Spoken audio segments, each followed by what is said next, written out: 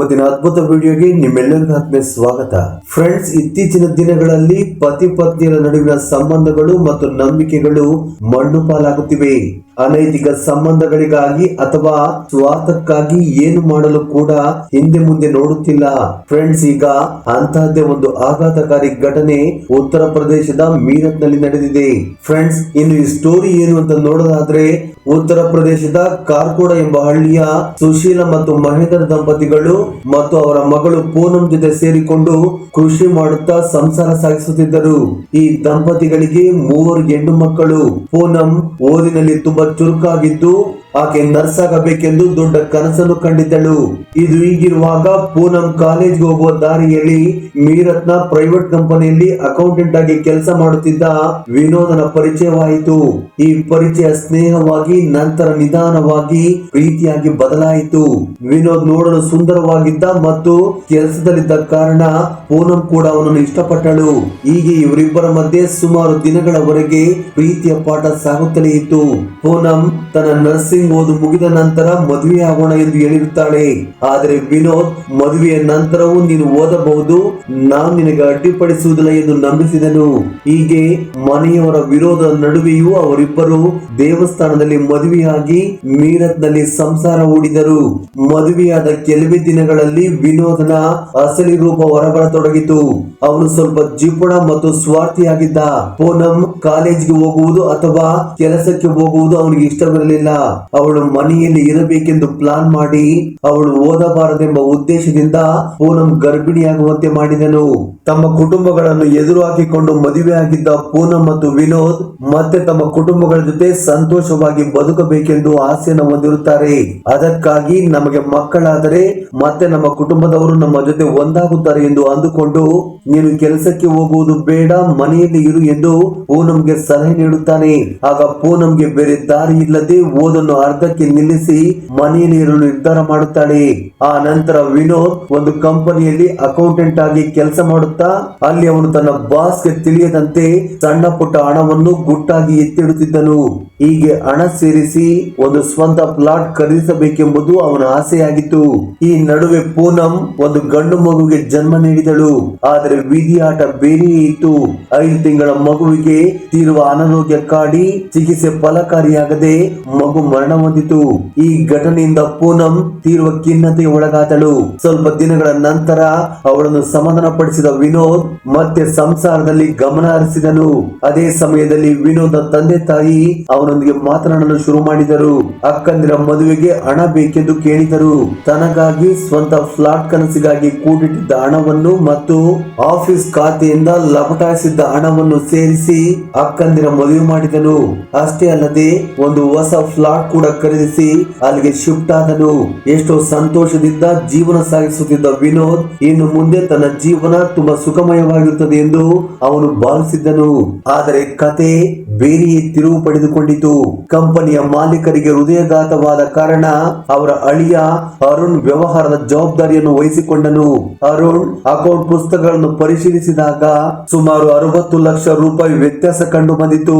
ವಿನೋದ್ ನನ್ನು ಕರೆದು ವಿಚಾರಿಸಿದಾಗ ಮೊದಲು ತನಗೆ ತಿಳಿಯದೆಂದು ಸುಳ್ಳು ಹೇಳಿದ ವಿನೋದ್ ಅರುಣ್ ಪೊಲೀಸರಿಗೆ ಕಂಪ್ಲೇಂಟ್ ಕೊಡುತ್ತೇನೆಂದು ಬೆದರಿಸಿದಾಗ ನಿಜ ಒಪ್ಪಿಕೊಂಡನು.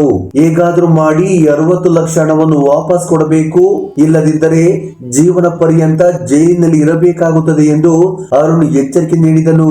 ವಿನೋದ್ ತನ್ನ ಫ್ಲಾಟ್ ಮಾರಿದರೂ ಕೇವಲ 40 ಲಕ್ಷ ಮಾತ್ರ ಸಿಗುತ್ತಿತ್ತು.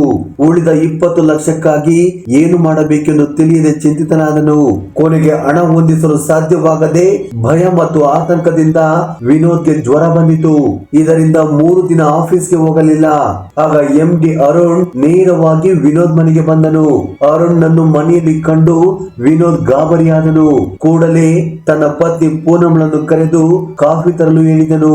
ಪೂನಂ ಅಡುಗೆ ಮನೆಗೆ ಹೋದಾಗ ಅರುಣ್ ವಿನೋದ್ ನನ್ನು ನೋಡಿ ಒಂದು ವಿಚಿತ್ರ ಪ್ರಸ್ತಾಪವನ್ನು ನೀಡಲು ಮುಂದಾದನು. ಮೊದಲೇ ವಿನೋದ್ ತನ್ನ ಆಫೀಸ್ ಹಣವನ್ನು ದುರುಪಯೋಗಪಡಿಸಿಕೊಂಡಿದ್ದರಿಂದ ಸಂಕಷ್ಟಕ್ಕೆ ಸಿಲುಕಿದ್ದನು. ಅವನ ಬಾಸ್ ಅರುಣ್ ತನಗೆ ಬರಬೇಕಾದ 60 ಲಕ್ಷ ರೂಪಾಯಿಗಳನ್ನು ಕೂಡಲೇ ನೀಡುವಂತೆ, ಇಲ್ಲದಿದ್ದರೆ ಪೊಲೀಸ್ ಕೇಸ್ ಮಾಡುವುದಾಗಿ ಕೊಡುವುದಾಗಿ ಬೆದರಿಸಿದನು. ವಿನೋದ್ ತನ್ನ ಫ್ಲಾಟ್ ಮಾರಿ 40 ಲಕ್ಷ ಹೊಂದಿಸುವುದಾಗಿ ಹೇಳಿದರೂ ಅರುಣ್ ಒಪ್ಪಲಿಲ್ಲ. ಪೂರ್ತಿ ಹಣವನ್ನು ಒಂದೇ ಬಾರಿ ನೀಡಬೇಕೆಂದು ಒತ್ತಾಯಿಸಿದನು. ಆದರೆ ಅರುಣ್ ವಿನೋದ್ ಮುಂದೆ ಒಂದು ಅಸಹ್ಯಕರವಾದ ಪ್ರಸ್ತಾಪವನ್ನು ಇಟ್ಟನು. ನಿನ್ನ ಪತ್ನಿಯನ್ನು ನನ್ನ ಬಳಿಗೆ ಕಳುಹಿಸಿದರೆ ನೀನು ಹಣ ನೀಡುವ ಅಗತ್ಯವಿಲ್ಲ ಮತ್ತು ನಿನ್ನ ಮೇಲಿನ ಕೇಸ್ ಕೂಡ ರದ್ದು ಮಾಡುತ್ತೇನೆ ಎಂದು ಹೇಳಿದನು.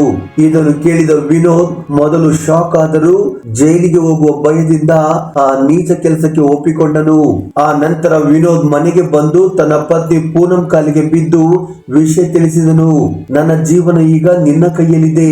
ಬಾಸ್ ಹೇಳಿದಂತೆ ಮಾಡದಿದ್ದರೆ ನಮಗೆ ಸಾವೇ ಗತಿ ಎಂದು ಬೇಡಿಕೊಂಡನು. ಆದರೆ ಪೂನಂ ನನ್ನ ಪ್ರಾಣ ಹೋದರೂ ಪರವಾಗಿಲ್ಲ, ಇಂಥ ಕೆಲಸಕ್ಕೆ ನಾನು ಎಂದಿಗೂ ಒಪ್ಪುವುದಿಲ್ಲ ಎಂದು ಖಡಾಖಂಡಿತವಾಗಿ ಹೇಳಿದಳು. ಮರುದಿನ ವಿನೋದ್ ಒಂದು ಕುತಂತ್ರ ಹೂಡಿದನು. ಹೆಂಡತಿಯ ಬಳಿ ಕ್ಷಮೆ ಕೇಳುವ ನೆಪದಲ್ಲಿ ಹೊರಗಿನಿಂದ ಬಿರಿಯಾನಿ ಮತ್ತು ಕೂಲ್ ಡ್ರಿಂಕ್ಸ್ ತಂದನು. ಅದರಲ್ಲಿ ಮತ್ತು ಬರುವ ಮದ್ದನ್ನು ಬೆರೆಸಿದನು.